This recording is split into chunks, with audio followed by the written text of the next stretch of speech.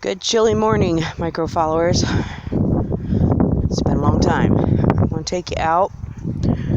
This is the first semi-windy day that we've had. We've had some horrible winds, 55 to 70 mile an hour, almost non-stop out here. As you can tell, I don't have any trees to stop anything, so it's been impossible to come out here and get anything cleaned up safely, that is. Mainly because the chicken coop was coming over. I have rigged all sorts of stuff. I've even got a bar shoved down inside the ground and propped up against the back. But luckily everything was anchored well enough to where we haven't lost anything. Maybe a few feed bags. But we're really hoping that maybe next weekend, this coming weekend, we can get out here and actually start getting this place cleaned up. The winds have just made things so complicating. My silkies used to sit here. My lawnmower is no longer covered. So we weren't going to chance coming out here and trying to get things cleaned up in the debris. We literally had one day since this has happened to where we could actually come out here safely and try to disassemble and salvage as much lumber as possible. The roof looks okay. We've got several 2x4s, obviously, that we're going to unscrew and salvage those. If this gives you any idea of the wind that day. So we have this 30 by 20 enclosure that we now have to disassemble. And things like the maternity hutch that I have absolutely no idea what I'm going to do with. Lots of rabbit babies were born in this hutch. So here's the current plan. Obviously, I'm not really all about starting back up with the animals right now. There is a lot going on as far as trying to get this place back up into shape because of the damage. So I decided that we will be we're gonna focus on the garden this year, and obviously the canning and dehydrating. Used to be my little duckies right there. So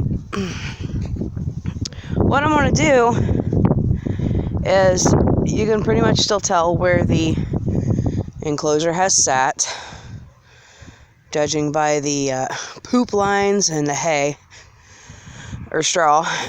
So the current plan is this. We're going to get this cleaned up, and we are literally going to use where the animals were to our benefit and till the garden right here.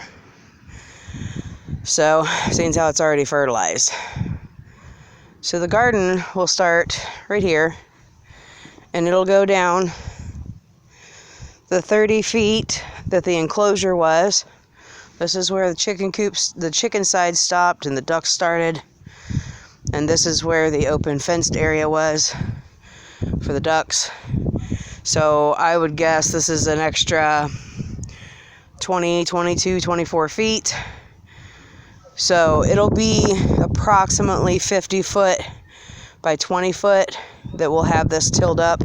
I have a wonderful neighbor who has a tiller that attaches to his tractor. It's 5 foot wide. So this will be cake job. Get this all tilled up, and this is where we're going to put our garden. I didn't even empty out the pool for the ducks. That's going to be some yummy water when I do so. But considering the high winds, there was no way for me to empty this out and get it cleaned out and properly stored with 55 to 70 mile an hour wind. All of my fencing's been ripped up. It's still attached to the enclosure somewhere back there. So, I apologize for the absence. Like I said, we haven't really been able to do anything out here because of the winds. It's a little bit windy right now, not super duper bad. That's why I wanted to come out and take another look at what I have to work with. I've always wanted to have a massive garden, but I've always been so sidetracked with the animals. That's definitely not safe.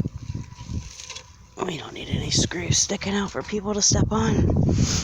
So I've always been pretty sidetracked with the animals and give minimal attention to the garden. So I guess this is the year of the garden. So we'll get that tilled up and we'll get us a good garden started, hopefully. And my sister suggested fencing in around where the garden's at, but we've also got an extended dog perimeter that we plan on installing this year to help with anything that might get into the garden. So we'll see.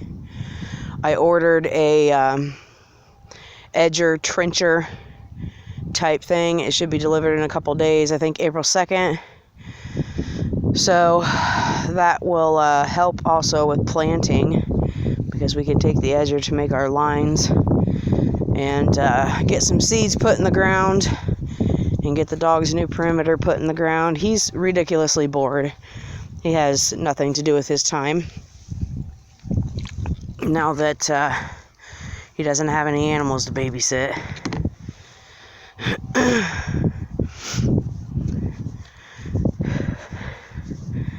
So that's the latest update. Man, it is cold. I don't know where y'all are at, but in Ohio it's 45 degrees this morning. Everything is wet and it is cold outside. Still ready for spring. When I say ready for spring, I'm saying like give me some 60s and 70s. And this wind would be great if it could die down just a little. Here's all my rabbit cages. I don't know what I'm going to do with quite yet. I'm still getting messages and emails from people about available livestock. And all the livestock was rehomed the day after the enclosure went down. So, if you're watching out of curiosity or inquiring, I do not have any livestock available to rehome or for purchase. I don't have any livestock. I have the dog and my mouser, and that's it. So, I suppose now would be the best time, like I said, to focus on the garden. After we get all this craziness cleaned up, I think I'm going to rent a dumpster with no outbuildings for storage. There's a pretty good chance I'll be getting rid of a lot of things, food and water dishes and that sort of thing, but I'll probably keep my newer rabbit cages, get rid of the older ones. I don't know. I'm not feeling very sentimental. Like, it wouldn't hurt me a bit to get rid of everything, but that might just be me acting upon my emotions. It's still a little traumatizing to come out here and not have life. I mean, there was so much life out here between the ducks and the chickens, and so it's a little weird still, not coming out to do my chores in the morning, and not hearing them when I come out with my coffee. But will I get started back up? Of course I will. You know I will. I don't know, like, what else to do with myself. So it's just not going to be this year. So we're going to focus on the garden. And, God be with me, seriously. Prayers, good vibes, the whole shebang, because if anybody knows me, they know that I do not have a green thumb. I have a very small list of things that I have been able to successfully grow in a garden. And the strange thing is they're usually the things that everybody else can't grow. And the things that are supposed to be classified as simple, I can't get to grow if my life depended on it. So it should be quite interesting. I have an heirloom survival package that was gifted to me by my sister and my brother-in-law year before last, and it's got a wonderful variety of vegetables. So that's going to go in here. I'm sure I'm going to plop down a couple taters, because that was really fun for my daughter and I. That was one of the first things that we grew. We used old feed bags and punched some holes in the bottom, rolled them down to where they were really short, put the soil in, put the potato eyes in, and we unrolled the bag and filled with soil as the potatoes grew. And then we just put the bag in the wheelbarrow and cut it open when it came time to harvest. And the look on her face, of course, it was really cool for me too, because I had never grown potatoes before, but she just thought that was absolutely amazing. That was wonderful. We obviously had potatoes for dinner that night. And so we're probably going to do the potatoes again. They weren't massive potatoes, and it literally took 4 bags in order to make enough for us to eat, but still, it was a fun thing. They received it's a greens pretty much, multiple kinds of lettuces as a gift from their grandmother in Indiana, and for raised boxes. So we're going to get that set up for the kids this year and let them grow their own greens.